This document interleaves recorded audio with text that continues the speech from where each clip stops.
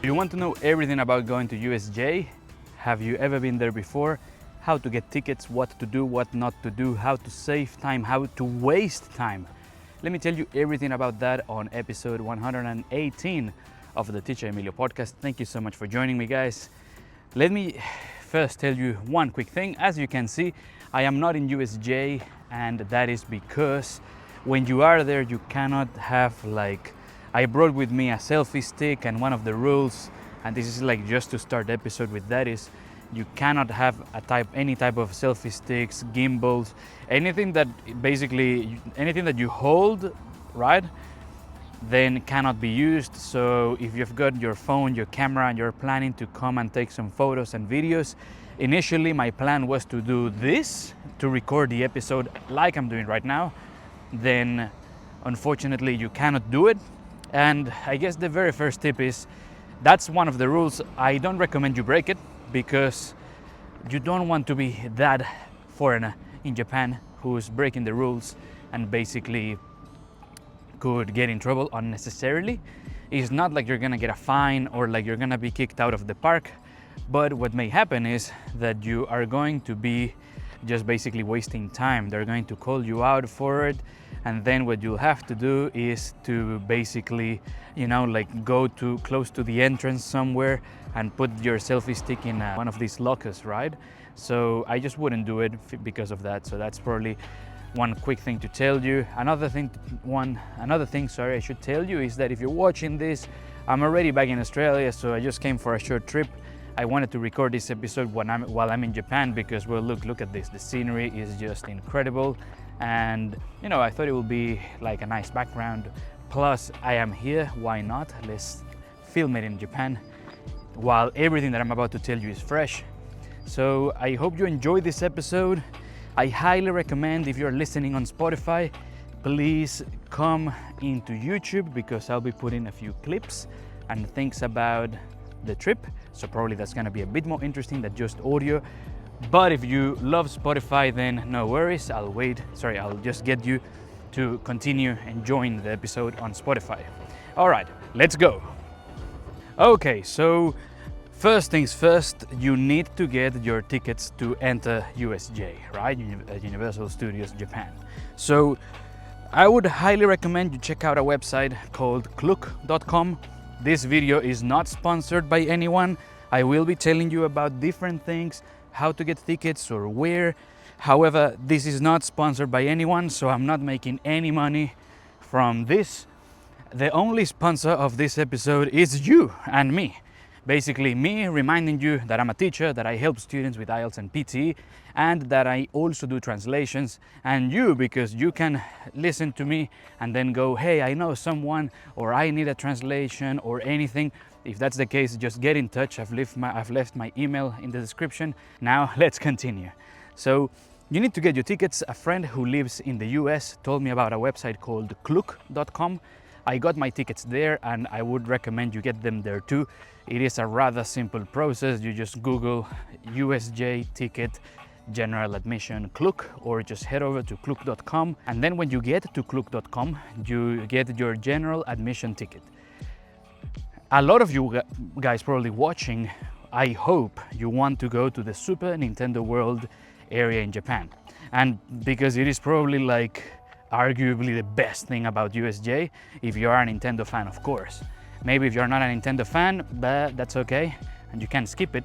But if you are a Nintendo fan like I am, you can get, or you need, you need a special entry ticket to go to Super Nintendo World. And there are two ways. I'll tell you basically first the cheapest way. The cheapest way is you go to the park as soon as it opens. The park gates, from memory, or based on my research, right, opens at around 8:30 to 9 a.m. I believe. So I would say if you get there at 8 a.m. sharp and you start lining up, you enter the park, right, with your general admission ticket, and then you make your way to the Super Nintendo World area. There is a sign with a QR code, and of course there's going to be a bunch of staff there. And then you tell them, oh, I want to go get a ticket. And then, because it is very early, normally what happens is they allocate some entry tickets for free, let's say. But this is based on demand. So what happens is it works basically like first in, first served type of situation. So what happens is basically if they run out of the free tickets, that's it, you cannot enter. Unless, of course, you have option 2, which is what I recommend to almost all of you, because I'm guessing that if you're watching this, you are probably not living in Japan or Osaka. So then if you live in Japan and Osaka, it's a different story, because you could say, oh, it doesn't matter, I'll go again. But if you were like me, that you only have like 1 day, maybe 2 days max to go to USJ, you don't want to risk not going to Nintendo World if you want to go there, of course. So what I did is basically get a special entry ticket, and this is where you need to start doing a bit of planning. To my Latinos, don't be too Latino and don't be like, oh, I'm just going to go with the flow and this and that. Or to my Aussies, oh, I'm just gonna play it by ear. Listen to me, don't do that, because something happens when you get to USJ that time flies and you're going to be bombarded with so many cool things all at once, and then there are gonna be like a million things you want to do, and then you, because of bad planning, you could be putting yourself in a bad situation where you cannot do some things that you want to do.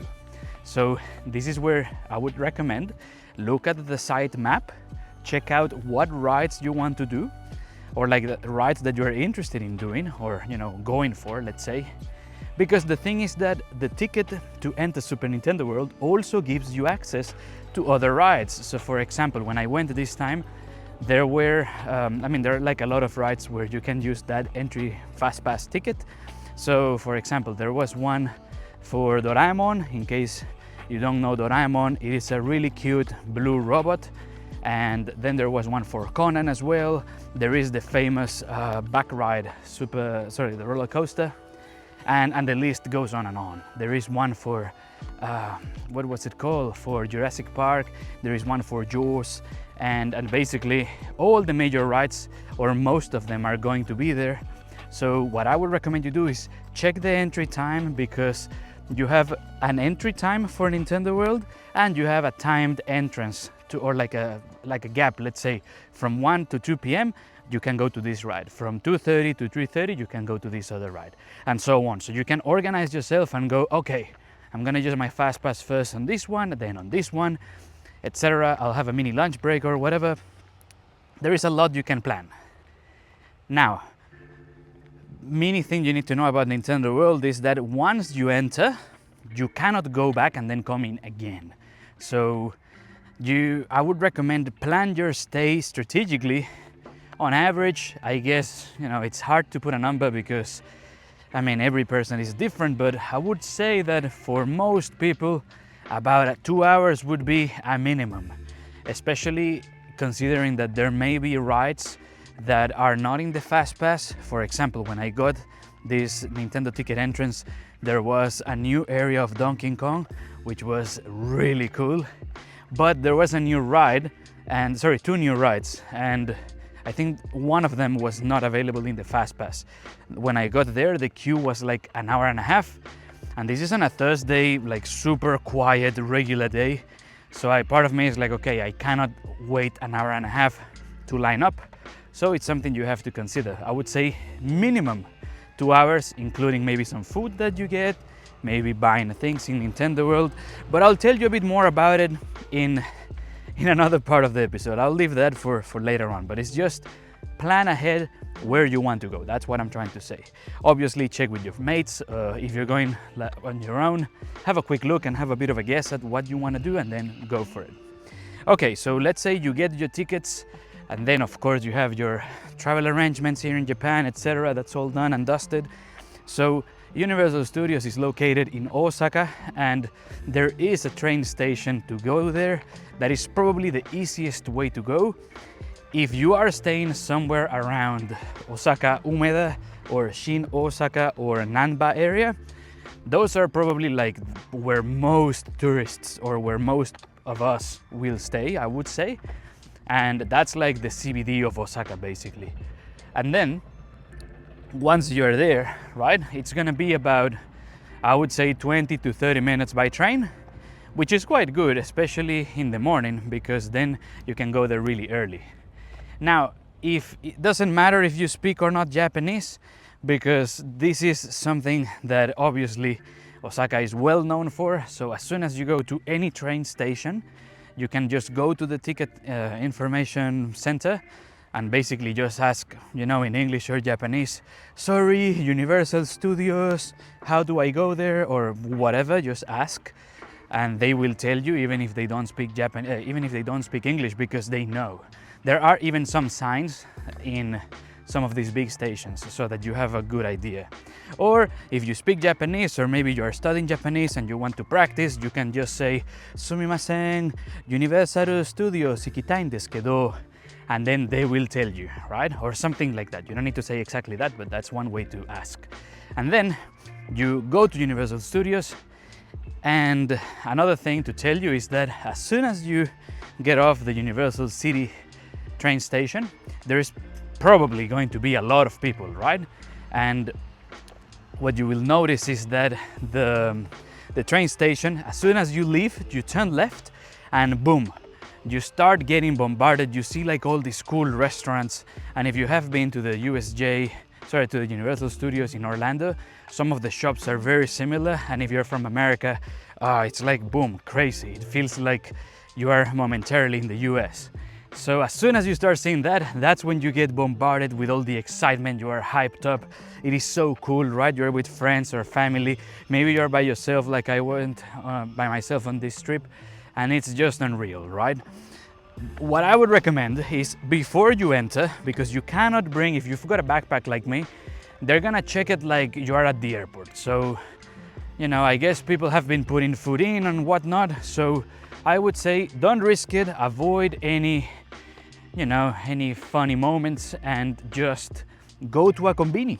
There is a 7-Eleven. As soon as you leave the station, if you turn right, there is a tiny 7-Eleven. It almost feels like it is hidden, because you start seeing all these things in front of you, and then you forget you have a 7-Eleven next to you. And if you have been to Japan, you know that the food at the convenience store is unreal. It is really good. It is obviously not restaurant quality, but it's really good, really healthy. And there are lots of options. You know, you have like sandwiches.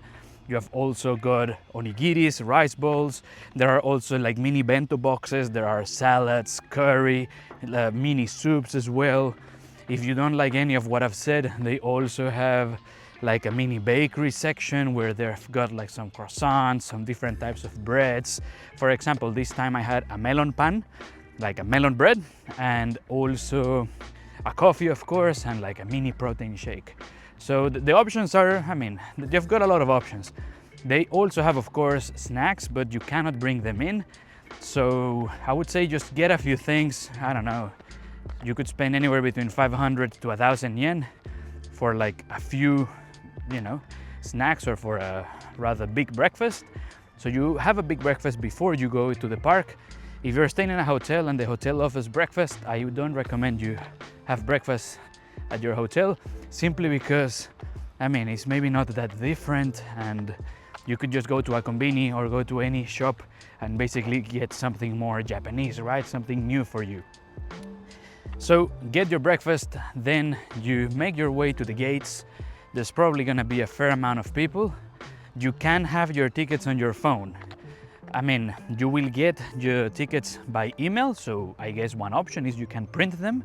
I saw a few people with printed tickets, but this is really like 2 in 10 people. So most people would just use their phones, which is what I would recommend you do. Just take out your phone, QR code, and boom, you enter.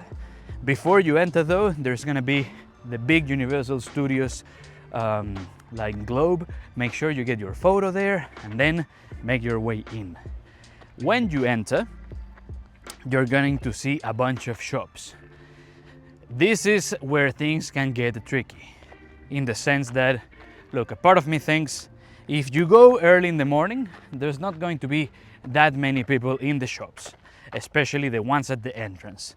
I would say go to the shops and have a very quick look, because what you can find is that you're going to be saving time later on, in the sense that if you go when you're finishing, or like let's say towards the end of the day, or like anywhere between 5 p.m. onwards, if you're staying for the day in USJ, what you may find is that there's gonna be a fair amount of queuing, or you may have to wait, or something that could happen, and this happened to me on this time, is that there was a t-shirt that I like and they didn't have my size. And another thing is, whatever clothing you're buying, maybe go 1 or even 2 sizes up, because sometimes in Australia I am S and M, but I think in Japan I had to go L. Like they told me, what is your size? And I said, oh look, M, S. And then they grabbed the M and oh my God, it looked so tiny. So that's another thing to check, right?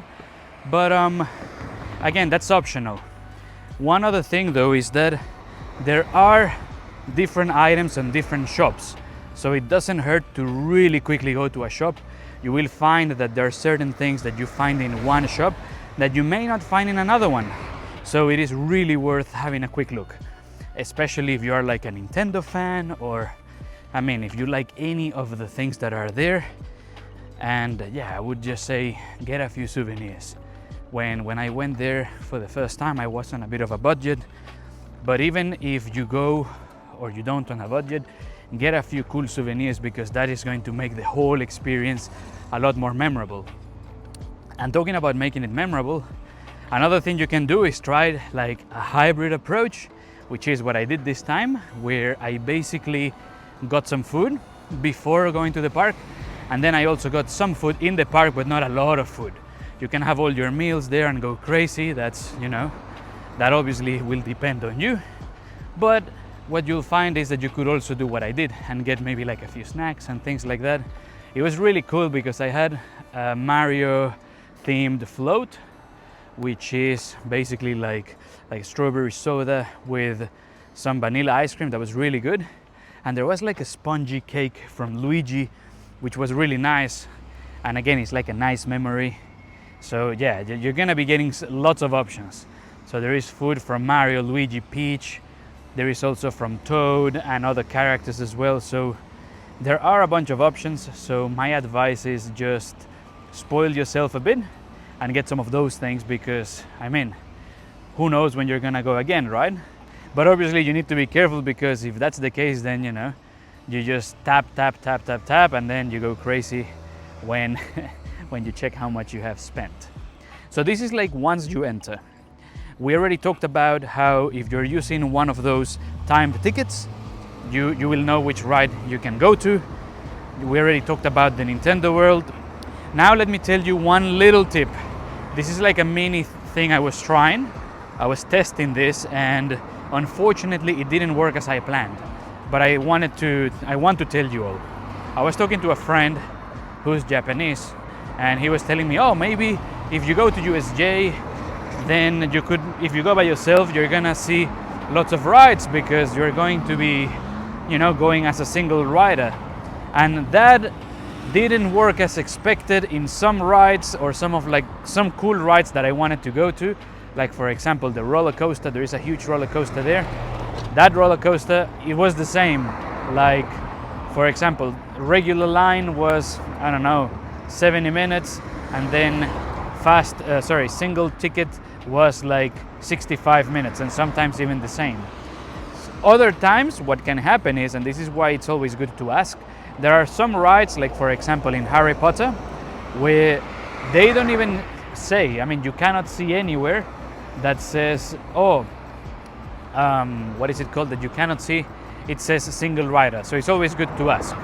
And if you go with a friend, what you can do is maybe go on the single rider line, so you can save a bit of time. I was on my first trip to USJ only with one friend, so we were just the two of us. Timur, if you're watching this, big hug from Japan, brother.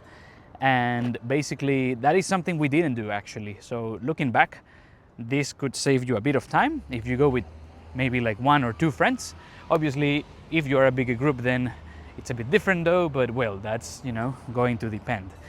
And the other thing is that sometimes, yes, it can save you time, but not that much. Although I have to tell you that when I did the Harry Potter ride, it was like maybe 15 minutes in total.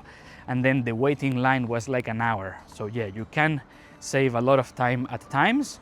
Unfortunately, there might be it might either be not an option, or simply it takes the same time and then it is not that efficient anymore. Yeah, so that's another thing to keep in mind.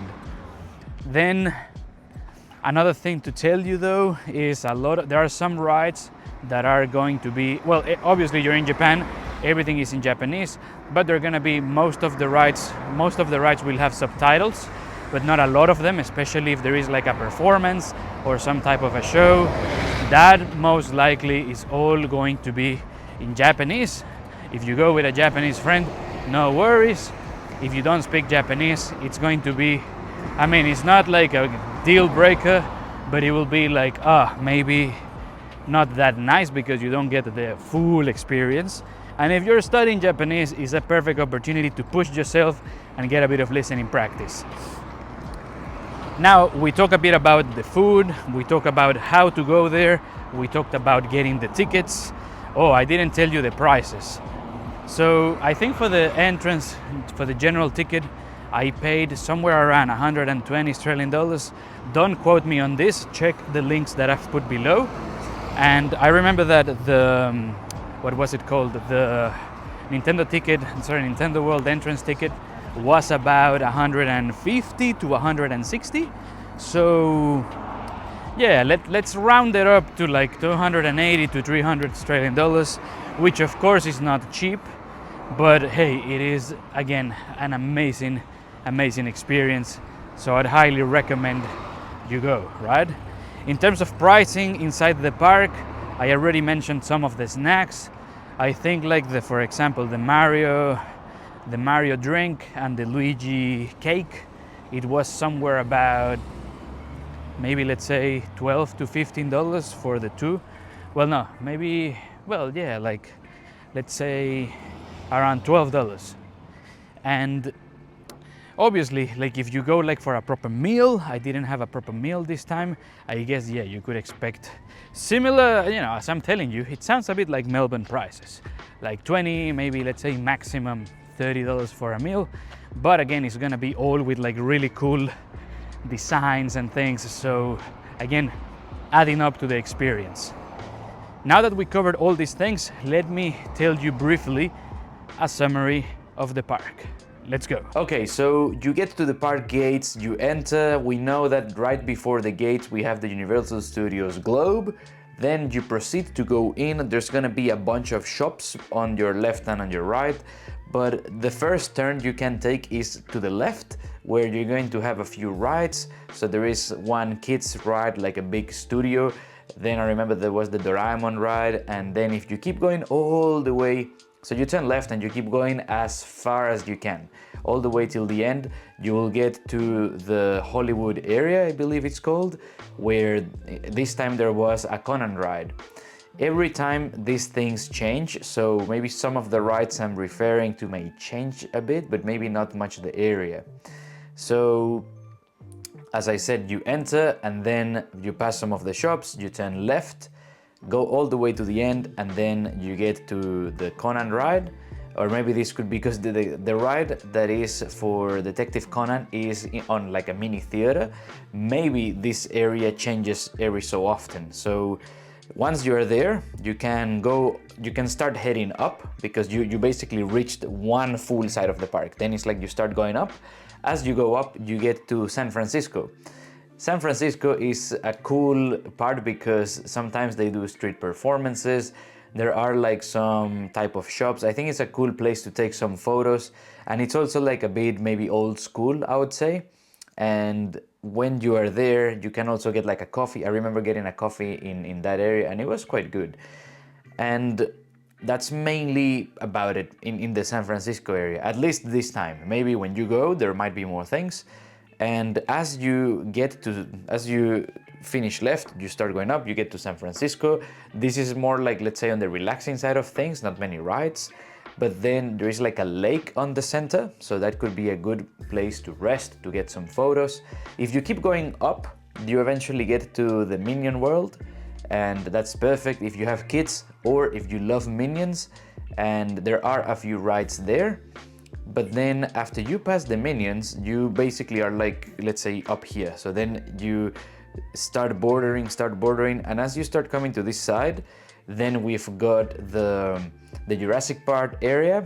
And again, perfect if you like dinosaurs, or because I know some of you watching have kids, right? Some of my students, maybe they want to go with their family. I don't know, maybe you have a family. But again, the Jurassic Park area, really cool. Quick tip, if you want to have like the turkey snack, I had like pork belly, and also there were some people eating the turkey snack, maybe similar to the one in the US, in case you are from America or you have been to Universal Studios in the US. So yeah, that's basically it. The Jurassic Park is a bit on the top. Close to Jurassic Park, you have got the, what is it called? The like Jaws. Sorry, it's close to. It's between the lake and the top. I almost feel like this is describe image on PTE, or the graph where you're doing a listening task on IELTS. Oh my god! But again, you've got Jurassic Park. If you go like outside of Jurassic Park, you're going to see Jaws. And in case you are born after 2000 and you don't know what Jaws is, that is like the shark. It's a Hollywood movie. I have to double check that. Anyways, the point is that you have that ride, and you can also get some nice snacks there. And passing Jaws, like once you're in Jaws, which is like around the top part of the park, you're getting close to the Super Nintendo entrance. So the Super Nintendo entrance is going to be close to Jaws. And remember what I said at the beginning of the video: if you don't get your ticket, your Nintendo World entrance ticket, you could go for free, but I would recommend as soon as you enter, go there, because you need to talk to staff, scan a QR code, and basically see if you can enter for free. Again, I'm repeating myself, but I would not recommend that if you don't live in Japan. Though I wouldn't risk it, but hey, if you want to risk it, be my guest. But then again, you have Nintendo World, and if you keep going a bit forward, then you have like a similar path for Nintendo World, but actually it's like Stonehenge. I think I'm saying it right. And that is heading towards Harry Potter. So if you pass the Nintendo World entrance and you start coming a bit down, you go through a path, and then you head over to Harry Potter World, and everything is for Harry Potter. And you've got, well, everything, like the train, beers, the butterbeer, etc, etc, etc. I'm not the best Harry Potter fan, so I feel like I should give you more details in Harry Potter. But if you like Harry Potter, if you have watched the series, you will have a blast there, and the ride is pretty good. Remember, in that one, if you go with a few friends, you can go as a single rider. That was like the only one I could go using single rider that I can say, wow, I really did save some time.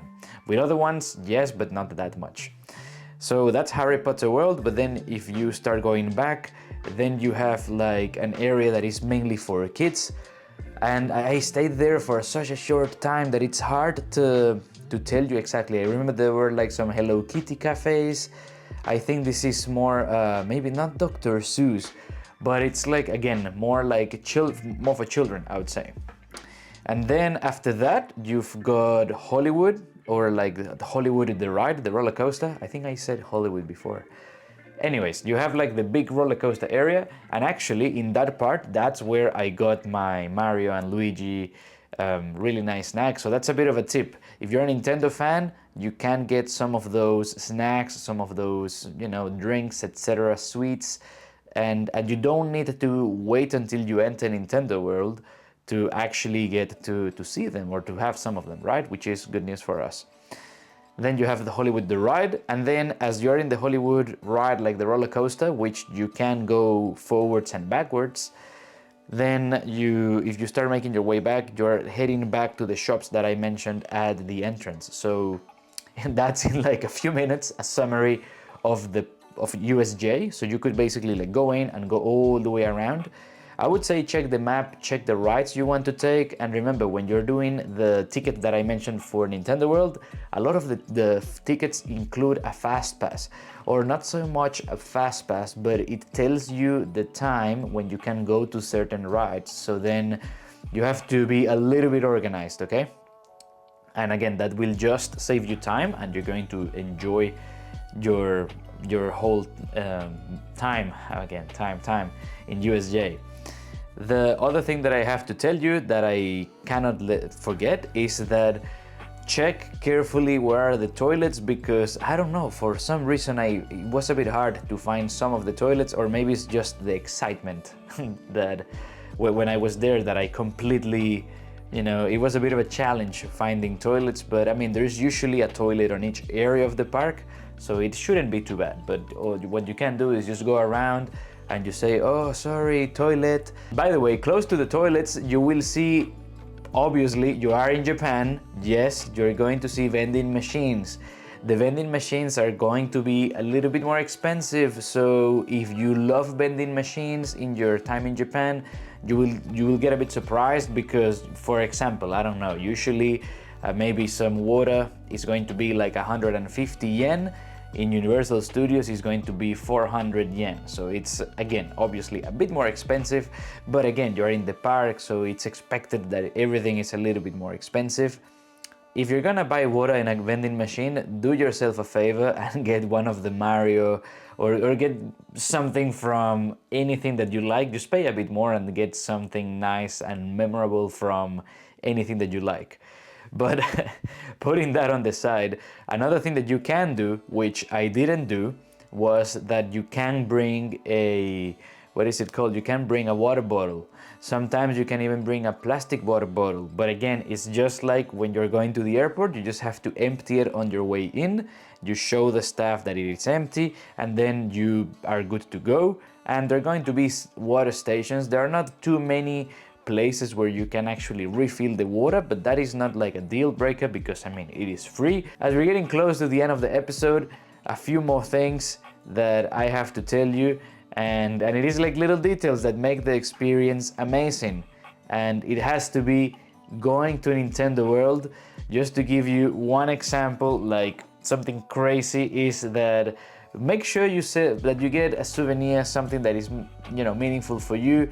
In my case, I got a photo with Donkey Kong, and I got basically a Donkey Kong, let's say, drink, like little cup. It is so nice. I don't want to use it. I don't want to touch it. I have it here like on my desk, and that's about it. But the cool thing about this one, and this is something that is worth knowing, for example, this one, with this Donkey Kong cup, basically what they were selling was like a smoothie, and like a granola smoothie, or what was that called? I forgot. It's the Brazilian, really popular açaí. I think it's Brazilian. I could be wrong. Let me know in the comments if I'm wrong. And anyways, they were selling that on the Donkey Kong cup, and I remember the price was something like 1,200 yen for only like the, let's say, the sweet, the açaí, right? But then if you get the Donkey Kong Donkey Kong glass, it's going to be, or the Donkey Kong cup, let's say, sorry, it's going to be like 2,000 yen. So sometimes there are going to be opportunities like that where you just pay a bit more and you're gonna have an amazing souvenir, and it's just going to be such a good memory. And again, for example, that's another thing worth saying. Sometimes when you go, there might be new things, so it's always good to check in like what is new in the park. I didn't check much this time because it was a very short trip, but it was really cool going to Nintendo World and then seeing that as a surprise, because that is a completely new area, and oh god, it was so good. Let's go back a little bit, because I just talked about the Nintendo World part and I skipped an important bit, which is that if you have your time, the ticket, what you could do is go a little bit earlier. So I said to myself, look, I mean, it gets like quite busy, right? So for example, my entry time was, let's say, 2 p.m. and I said, okay, look, I'm gonna go there at 1:50. And to my surprise, I mean, I thought, like, I'm in Japan, it's going to be all super strict and it's going to take a while to get in, or I'm going to enter, or they will scan my code at 2 p.m. sharp. Luckily, that was not the case. So be like me, go maybe 15 to 10 minutes early, so that, you know, you are ready to enter, or maybe you can go earlier, and that's even better, because if you like Nintendo, if you have played with Nintendo, games before, like you have probably done at some point in your life, you would have a blast. And it is so hard because, again, I'm making this video and also this podcast, and a part of me is thinking, what should I recommend you when it comes to going to Nintendo World during the day or going to Nintendo World at night? Because to be honest with you, both are really good for different reasons.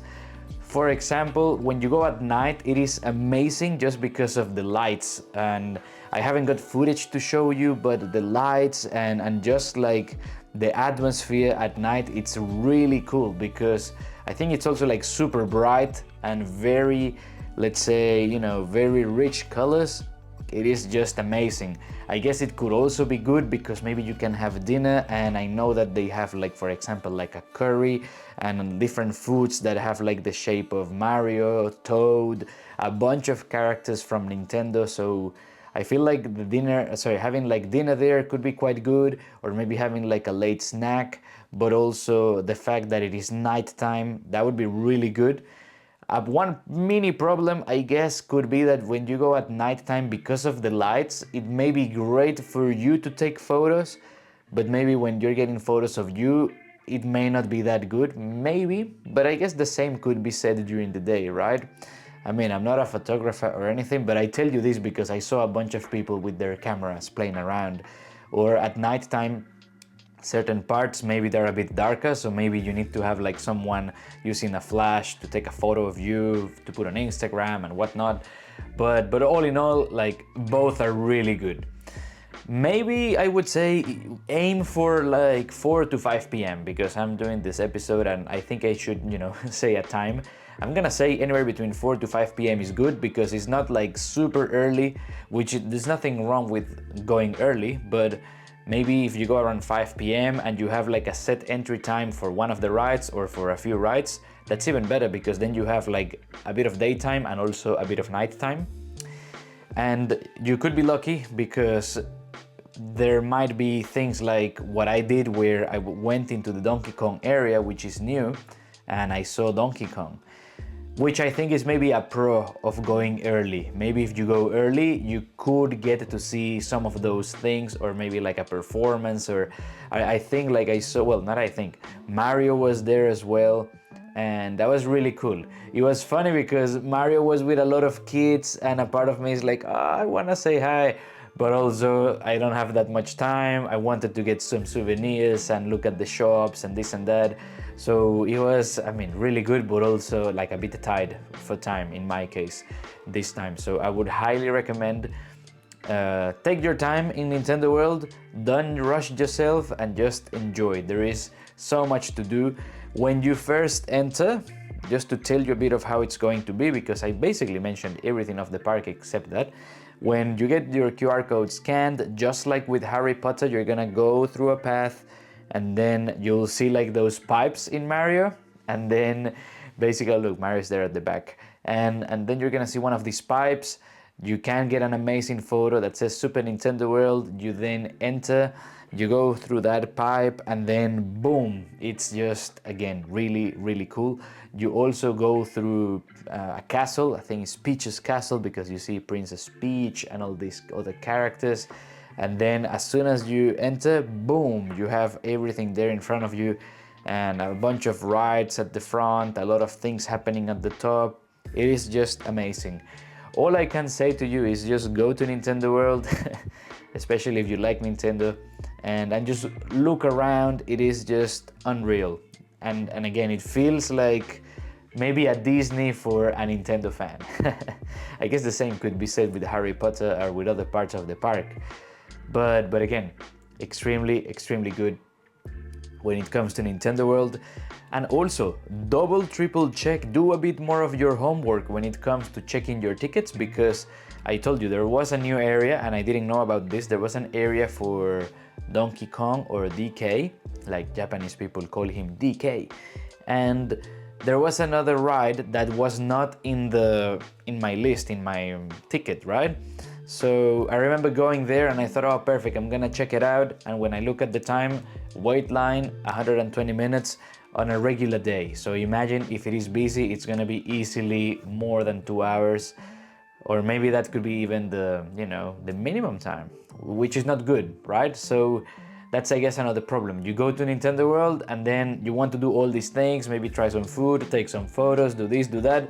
You have to wait 2 hours for a ride. So you gotta really plan ahead, or at least get a bit of a notion as to what you want to do, what you would like to do the most, etc. Because that way your whole experience is just going to be a bit more efficient, I would say. I guess another tip is maybe check some of the stores before you enter Nintendo World. For example, I got my Donkey Kong t-shirt, this one here, and I bought this one in one of the shops before entering Nintendo World. Well, technically speaking, I bought it before I left the park, but what I'm trying to say is that there might be some products that you find only in Nintendo World, and the same works backwards. You might find a product that is maybe about Nintendo, which is not necessarily in Nintendo World. Those stores in Nintendo World are packed. They are so full. I think it doesn't matter when and at what time you go, it will be full of people. Maybe unless you go right as soon as the park opens, or as soon as you can enter, like the earlier you can enter the better.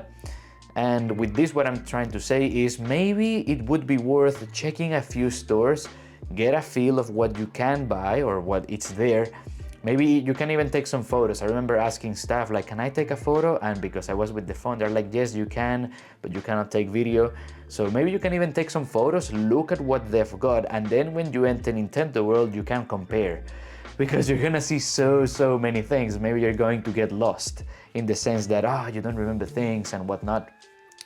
And again, another cool thing that I want to tell you about Nintendo World is that when you buy things there, normally, you know, when you buy something in Japan, they say, for example, I don't know, if it is, let's say, for example, 800 yen, they will tell you all the time it's hapyaku en, right?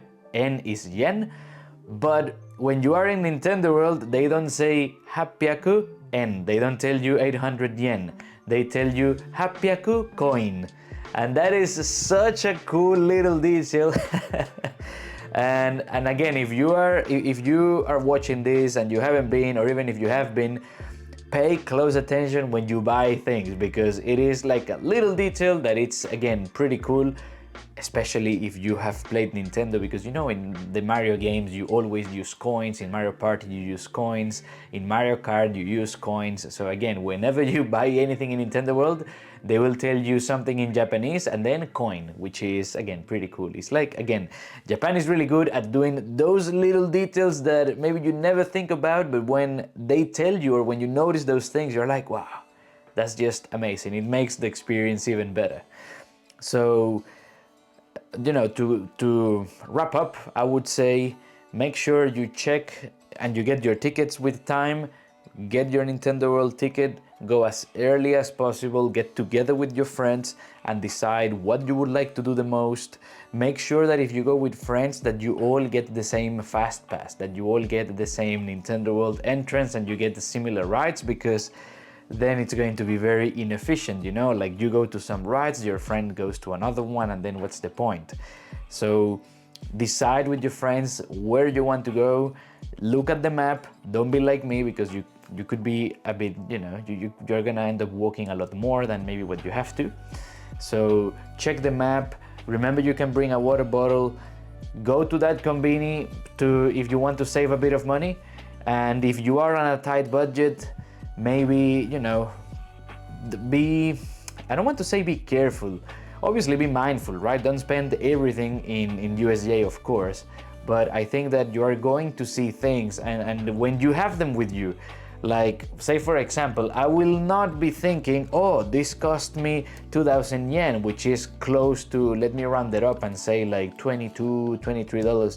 I will not be thinking, and I can tell you, right, now that you know, this whole trip finished and I had a fantastic time in USJ, I won't be thinking, oh, this was a bit too expensive. I'll think, oh, I'm so happy. This is what I think now. I'm so happy that I got it, because it's so nice to have it with me. And there might be things like this for you. So I would encourage you, even if you're on a tight budget, go ahead and, you know, be a bit responsible, of course. But yeah, maybe get those things that, you know, you think you're gonna like. Same with like my t-shirt. I said, you know, I think this will be a good souvenir. Maybe instead of getting some other things, I'm going to get this. So do yourself a favor, get something nice that you like, and basically enjoy. Take a bunch of photos, don't break any rules, don't be that foreigner. And last but not least, thank you so much for joining me.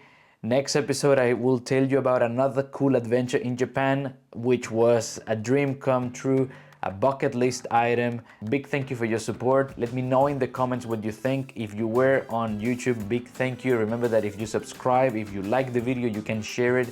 That's the best way to support the channel. And if you're on Spotify, thank you so much to my OGs on Spotify. Maybe you're driving, maybe you went for a walk, maybe you just played the video while you were cooking or doing something. Whatever the case may be, I was part of your day, you were part of mine. I really enjoyed making this. I hope you like it. And if you've got any questions, do let me know. I'll see you on the next video, so don't miss me too much. I'll probably see you in about 1 to 2 weeks. Take care and bye for now.